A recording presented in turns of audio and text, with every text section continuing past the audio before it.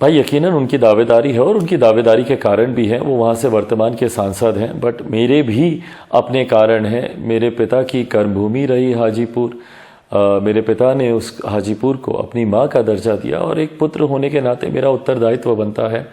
It comes as a huge responsibility on me कि मैं अपने पिता की गैर मौजूदगी में उनके अधूरे कार्यों को मैं पूरा करूं। बट अंतोगत्वा ये फैसला गठबंधन के भीतर होना है। ये डिसीजन हो जाएगा या हो गया है अभी तक, बट आई थिंक बहुत ज़्यादा इसमें मुश्किलात नहीं आएगी। इतना मैं ज़रूर बोलूँगा कि लोक जनशक्ति पार्टी रामविलास ही हाजीपुर से चुनाव लड़ेगी। चिराग पासवान जी कौन होते हैं?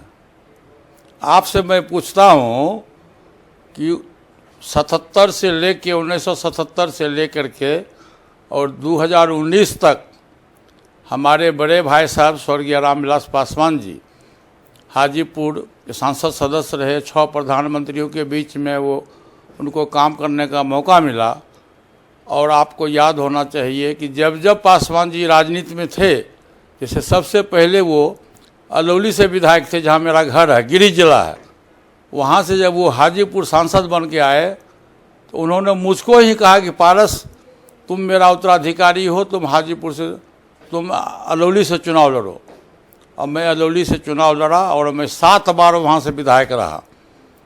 और जब हाजीपुर की बात आई, जब हाजीपुर से पासवान जी 2019 में राज्यसभा सदस्य में मनोनयन उनका हो गया, तो फिर उन्होंने मुझको बुला के कहा कि पारस, हाजीपुर की सेवा तुम किए हो, हाजीपुर हमारी माँ है, आत्मा है। मैं चाहता हूँ कि जो मेरा अधूरा सपना है, जो अधूरा काम है, अब तुम उसको पूरा करो।